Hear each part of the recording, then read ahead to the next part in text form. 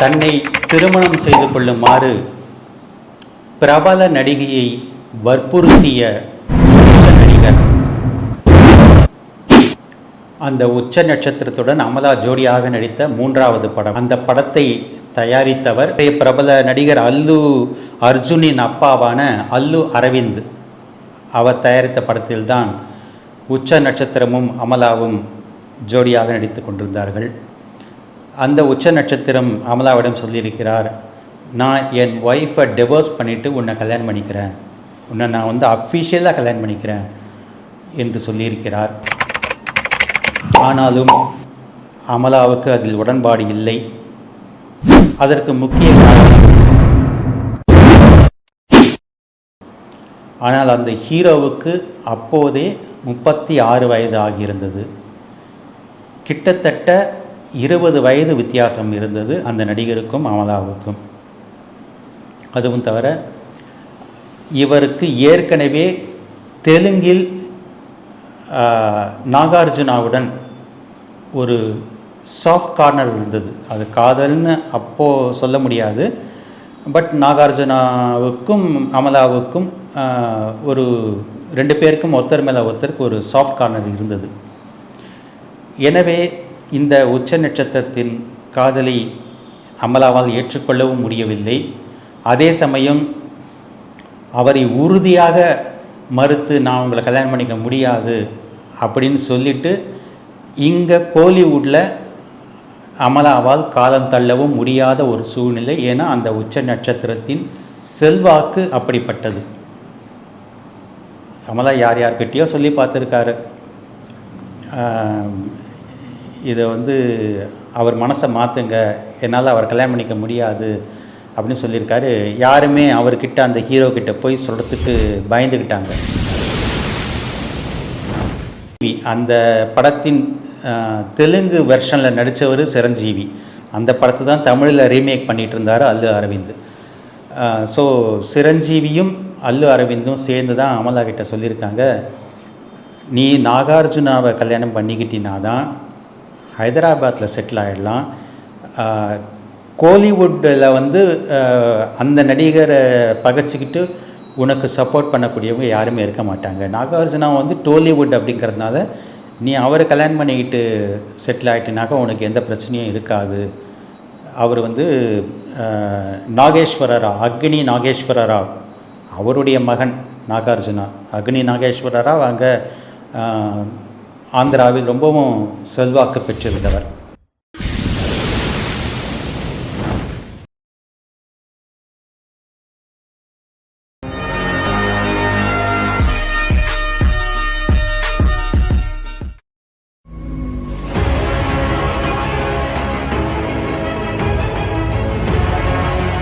என் வேர்களாக விளங்கும் யூடியூப் நேயர்களுக்கு வித்தகன் சேகரின் அன்பு வணக்கங்கள். திரைக்கூத்து சேனல் நேயர்களே, நான் பல்வேறு சேனல்களிலும் கொடுக்குற பேட்டிகளை நீங்கள் பார்க்க வசதியாக என்னுடைய ட்விட்டர், அதாவது எக்ஸ் ஐடி வித்தகன் 86045 நீங்கள் ஃபாலோ பண்ணலாம். தன்னை திருமணம் செய்து கொள்ளுமாறு பிரபல நடிகையை வற்புறுத்திய உச்ச நடிகர். தமிழில் முன்னணி நடிகையாக இருந்தும் இதன் காரணமாகத்தான் ஹைதராபாத்தில் செட்டில் ஆனாரா அந்த நடிகை? இதை பற்றி தான் இன்றைக்கி பார்க்க போகிறோம். அந்த நடிகை வேறு யாருமல்ல, அமலா முகர்ஜி. அதாவது ரசிகர்களுக்கு அமலா என்று சொன்னால் பாப்புலர் ஹீரோயின் யாருக்குமே அவங்களுக்கு தெரியாமல் இருக்க முடியாது. அவங்களுடைய இயற்பெயர் அமலா முகர்ஜி. அது வெஸ்ட் பெங்காலை சேர்ந்த ஒரு பெயர் முகர்ஜி என்பது. அவங்க மேற்கு வங்காளத்தில் பிறந்தவங்க, கொல்கத்தாவில் பிறந்தவங்க. அப்பா பால் வர்கீஸ், அம்மா அசிஸ் வர்கீஸ். இந்த அமலாவின் அப்பா பால் வர்கீஸ் ஒரு நேவி ஆஃபீஸர். அதனால் இவரை கொல்கத்தாவிலேருந்து சென்னைக்கு ட்ரான்ஸ்ஃபர் பண்ணியிருந்தாங்க.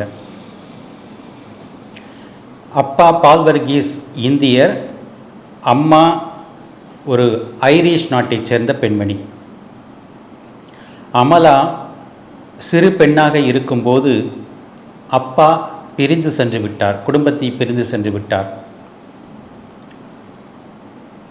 அதுக்கு பிறகு அம்மா மட்டும்தான் இவங்களை வளர்த்துருக்காங்க. அமலா சிறு பெண்ணாக இருக்கும்போதே, சிறுமியாக இருக்கும்போதே பத்மா சுப்பிரமணியத்தின் பரதநாட்டியத்தை பார்த்து ரொம்பவே இன்ஸ்பயர் ஆகியிருக்காங்க. அதனால் நாமும் ஒரு கிளாசிக்கல் டான்ஸர் ஆகணும் என்கிற ஆசையுடன் கலாஷேத்ராவில் முறைப்படி நடனம் பயின்றாங்க அமலா. அப்படி நடனம் பயின்ற பிறகு பல மேடைகளில் நடனமாடியிருக்கிறார். அப்படியான இவருடைய நடனத்தை பார்க்க நேர்ந்த டி ராஜேந்தருக்கு இவருடைய நடனம் ரொம்பவும் பிடித்து போச்சு. தன்னுடைய மைதிலி என்னை காதலி படத்தில் இவரை, அது இந்த கிளாசிக்கல் டான்ஸுக்கு இம்பார்ட்டன்ஸ் இருக்கிற படம் அது. ஸோ அந்த படத்தில் ஹீரோயினாக நடிக்கும்படி அமலாவிடம் கேட்டிருக்கிறார் டி ராஜேந்தர். ஆனால் அமலா லேசில் ஒப்புக்கொள்ளவில்லை.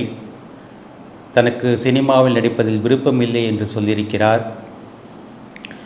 ஆனாலும் டி ராஜேந்தர் விடாமல் சில நாள் கழித்து மறுபடியும் அமலா கிட்ட சொல்லியிருக்கார், உனக்கு எந்த பிரச்சனையும் இருக்காதுமா, நீ கேர்ஃப்ரீயாக நடிச்சுட்டு நிம்மதியாக வீட்டுக்கு போகலாம் அப்படின்னலாம் அமலாவுக்கு நம்பிக்கை கொடுத்துருக்கிறார். ஏன்னா டி ராஜேந்தர் உண்மையிலேயே ஒரு ஜென்டில்மேன் கேரக்டர் அப்படிங்கிறது சினிமா துறையில் இருப்பவங்களுக்கு தெரியும். அவரால் நடிகைகளுக்கு எந்த தொந்தரவும் வந்தது கிடையாது. அதுக்கு பிறகு அமலாவுக்கும் அந்த உண்மை தெரிய வந்திருக்கிறது. அமலாவுக்கும் தன்னையும் தன் அம்மாவையும் பராமரித்து கொள்வதற்கு பணம் தேவைப்பட்டிருக்கிறது. ஏன்னா அப்போ அவங்க காலேஜ் படிப்பையே முடிக்காத நேரம் அது. ஸோ காலேஜ் படிப்பை முடித்தாதான் ஏதாவது ஒரு இடத்துல வேலைக்கே போய் சம்பாதிக்க முடியும். ஆனால் இப்போவே தனக்கும் தன் அம்மாவுக்கும் பணத்தட்டுப்பாடு இருக்குது. இந்த படத்தில் நடித்தா நமக்கு அந்த பணம் உதவிகரமாக இருக்கும் என்பதனால் நடிக்க ஒப்புக்கொண்டார். மைதிலி என்னை காதலி படம் சூப்பர் ஹிட் படமானது. அதன் பிறகு அடுத்தடுத்து நிறைய பட வாய்ப்புகள் அமலாவுக்கு வந்துச்சு. மிக குறுகிய காலமே சினிமாவில் நடித்தாலும் கூட அதிக படங்கள் நடித்து ரசிகர்கள் மனதில் நீங்கா இடம் பிடித்த நடிகை என்று சொன்னால் மிக சில பேர் தான் இருப்பாங்க. அதில் அமலாவும் ஒரு நடிகை. 1986ஆம் ஆண்டு மைதிலி என்னை காதலி படம் வெளிவந்த ஆண்டு. அதற்கடுத்த ஒரு ஆண்டிலேயே 6 படங்கள் நடித்தார் அமலா. அதற்கடுத்து, அதாவது இவர் அறிமுகமானதுக்கு பிறகு வந்த 6 ஆண்டுகளில் 25 படங்கள் நடித்து கோலிவுட்டின் டாப் ஹீரோயினாக ஆனார். அந்த காலகட்டத்தில் கோலிவுட்டின் உச்ச நட்சத்திரம், அவருக்கு ஏற்கனவே திருமணமாகி 2 குழந்தைகளும் பிறந்திருந்தாங்க. ஆனாலும் மனைவியுடன் அவருக்கு சுமூகமான உறவு இருக்கவில்லை. பணப்பேராசை பிடித்த மனைவியிடம் உண்மையான அன்பு கிடைக்கவில்லை அந்த நடிகருக்கு. ஒரு விதத்தில் மன வெறுமை. அவர் அவ்வளோ பெரிய நட்சத்திரமாக இருந்தாலும் குடும்பத்தில் அவருக்கு அந்த உண்மையான அன்பு கிடைக்கவில்லை அப்படிங்கிற மன வெறுமையில் அவர் இருந்தபோது தான் அமலாவுடன் சேர்ந்து ஒரு படம் நடித்திருக்கிறார். அப்போது அமலாவுடைய கேரக்டர் அவருக்கு ரொம்ப பிடிச்சி போச்சு. அவங்க மற்ற நடிகைகளை மாதிரி பார்ட்டி டிஸ்கோத்தே அப்படின்லாம் போகாமல், ரொம்ப கிளாமராலாம் நடிக்காமல், ஒரு கிட்டத்தட்ட ஒரு நடிகை இப்படி இருக்கணும் அப்படின்னு சொல்லக்கூடிய ஒரு ரோல் மாடல் நடிகையாக அவர் இருந்த காரணத்தினால் அந்த உச்ச நட்சத்திரத்துக்கு இவரை ரொம்ப பிடிச்சி போச்சு. இவரை ஒருதலையாக காதலித்தார். எனவே அடுத்தடுத்த ஆண்டுகளிலும் தான் நடித்த படங்களில் அமலாதான் ஹீரோயினாக நடிக்க வேண்டும் என்று அவர் டைரக்டருக்கு கண்டிஷனே போட்டுவிட்டார். உடன் அவர் சேர்ந்து நடித்தபோது தன் காதல் கொடியை பறக்க விட வேண்டும் என்று எவ்வளவோ முயற்சி செய்திருக்கிறார். ஆனால் அமலா அதற்கு இடம் தரவில்லை. அந்த உச்ச நட்சத்திரத்துடன் அமலா ஜோடியாக நடித்த 3வது படம், அந்த உச்ச நட்சத்திரத்துடன் அமலா ஜோடியாக நடித்த 3வது படம், அந்த படத்தை தயாரித்தவர் இன்றைய பிரபல தெலுங்கு நடிகரான அல்லு அரவிந்தின் அப்பா. இன்றைய பிரபல நடிகர் அல்லு அர்ஜுனின் அப்பாவான அல்லு அரவிந்த் அவர் தயாரித்த படத்தில்தான் உச்ச நட்சத்திரமும் அமலாவும் ஜோடியாக நடித்து கொண்டிருந்தார்கள். அந்த உச்ச நட்சத்திரம் அமலாவிடம் சொல்லியிருக்கிறார், நான் என் ஒய்ஃபை டிவோர்ஸ் பண்ணிவிட்டு உன்னை கல்யாணம் பண்ணிக்கிறேன், உன்னை நான் அஃபிஷியலாக கல்யாணம் பண்ணிக்கிறேன் என்று சொல்லியிருக்கிறார். ஆனாலும் அமலாவுக்கு அதில் உடன்பாடு இல்லை. அதற்கு முக்கிய காரணம், அமலாவுக்கு அப்போது சுமார் 16-17 வயது தான் ஆகியிருந்தது. ஆனால் அந்த ஹீரோவுக்கு அப்போதே 36 வயது ஆகியிருந்தது. கிட்டத்தட்ட 20 வயது வித்தியாசம் இருந்தது அந்த நடிகருக்கும் அமலாவுக்கும். அதுவும் தவிர இவருக்கு ஏற்கனவே தெலுங்கில் நாகார்ஜுனாவுடன் ஒரு சாஃப்ட் கார்னர் இருந்தது. அது காதல்னு அப்போது சொல்ல முடியாது. பட் நாகார்ஜுனாவுக்கும் அமலாவுக்கும் ஒரு 2 பேருக்கும் ஒருத்தர் மேலே ஒருத்தருக்கு ஒரு சாஃப்ட் கார்னர் இருந்தது. எனவே இந்த உச்ச நட்சத்திரத்தின் காதலை அமலாவால் ஏற்றுக்கொள்ளவும் முடியவில்லை.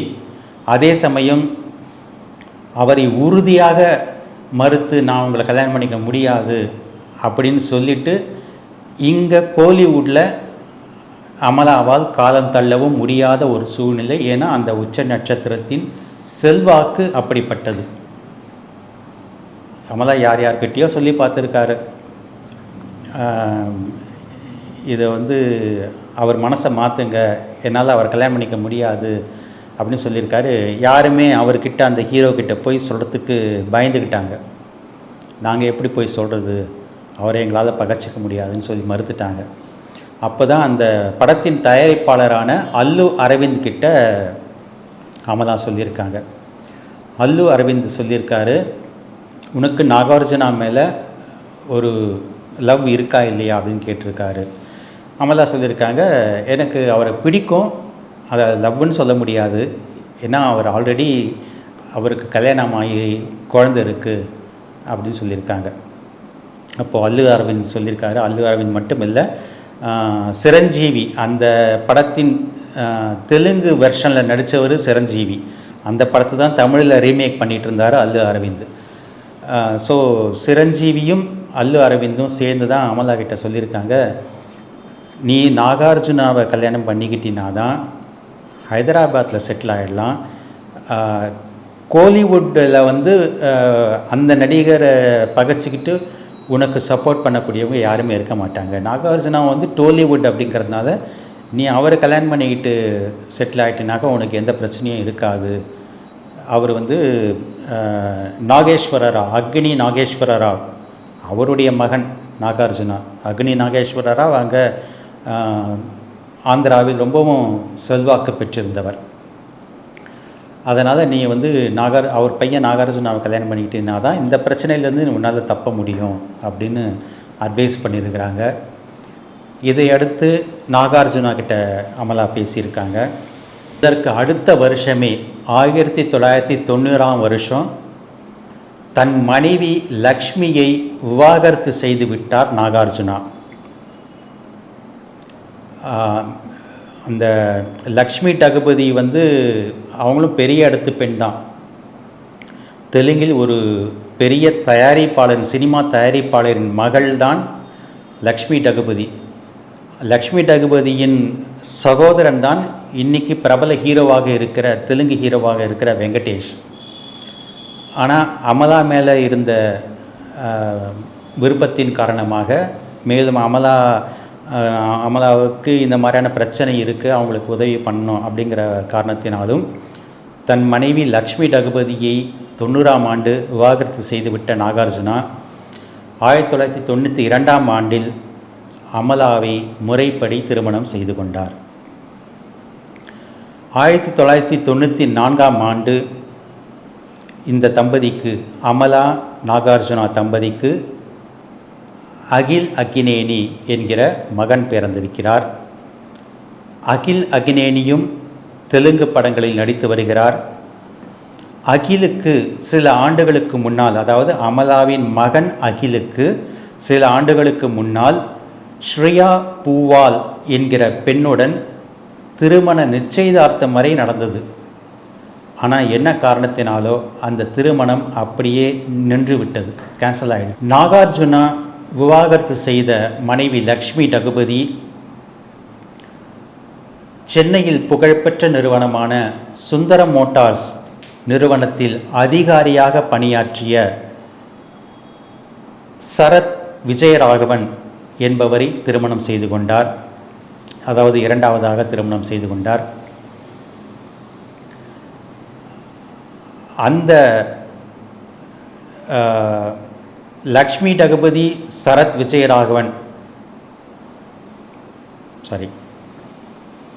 அந்த லக்ஷ்மி டகுபதி நாகார்ஜுனா தம்பதிக்கு மகனாக பிறந்தவர்தான் நாக சைதன்யா.